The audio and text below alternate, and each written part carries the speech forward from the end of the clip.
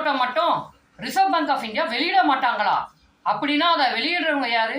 இதை கேட்கறதுக்கு முன்னாடி ரிசர்வ் பேங்க் ஆஃப் இந்தியா பத்தி இன்னும் சில தகவல்களையும் நான் சொல்றேன், அதையும் கவனமா கேட்டுக்குங்க. 1920கள் வரையும் நிறைய வங்கிகள் இந்தியால இருந்தது, நிறைய பணங்கள் அச்சிடப்பட்டது. இதுல பெரிய குழப்பம் வந்துருச்சுங்க. யாருக்கு? பிரிட்டிஷாருக்கு தான். அதனால இந்தியாவுக்கு ஒரு தனியா ஒரு மைய வங்கி இருக்கணும் அப்படின்னு யோசிச்சு ஹில்டன் யங் அவர் தலைமையில 1926ல ஒரு கமிட்டியை போட்டு சென்ட்ரல் பேங்க் ஆஃப் இந்தியா அப்படின்னு ஒன்று உருவாக்கணும் அப்படின்னு திட்டம் திட்டுறாங்க.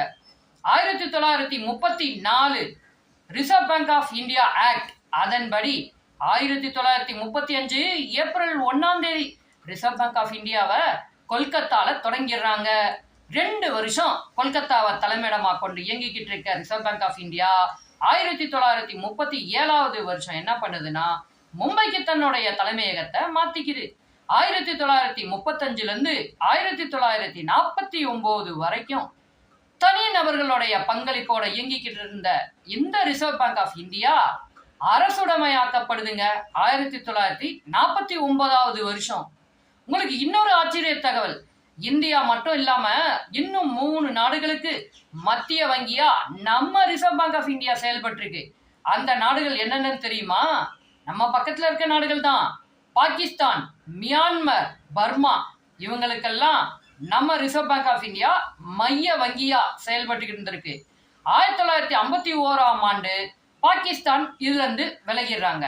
மற்ற நாடுகள் எப்ப ரிசர்வ் பேங்க் ஆஃப் இந்தியால இருந்து விலகினாங்கிறத உங்களுக்கு தெரிஞ்சிருந்தா கமெண்ட்ல சொல்லுங்க.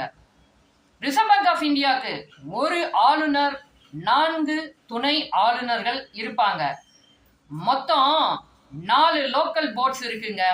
4 லோக்கல் போர்ட்ஸ்னா வடக்கு, தெற்கு, கிழக்கு, மேற்கு, இங்க இருந்து ஒரு 4 பேர், அப்புறம் ஃபினான்ஸ் டிபார்ட்மெண்ட் நிதித்துறையிலிருந்து ஒரு 2 பேர்னு இத்தனை மெம்பர்ஸ் அதுக்கு இருப்பாங்க.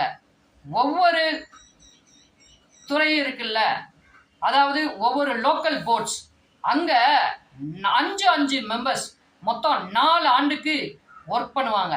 இதே மாதிரி ரிசர்வ் பேங்கை பத்தி நிறைய தகவல் உங்களுக்கு வேணுமா? ஓ, முதல்ல சொன்னதை சொல்லல. என்னதான் ரிசர்வ் பேங்க் ஆஃப் இந்தியா எவ்வளவு பெரிய நோட்டை அச்சடிக்க உரிமை பெற்றிருந்தாலும் 1 ரூபாய் நோட்டை மட்டும் இந்தியாவுடைய நிதி அமைச்சகம் தாங்க வெளியிடுது. இதுதான் அந்த முக்கியமான குறிப்பு. இதே மாதிரி நிறைய குறிப்புகள் இருக்கு. வேணும்னா நம்ம சேனலை சப்ஸ்கிரைப் பண்ணி உங்களுடைய கருத்துக்களை கமெண்ட்ல சொல்லுங்க. நிறைய நண்பர்களுக்கு ஷேர் பண்ணி விடுங்க. நிறைய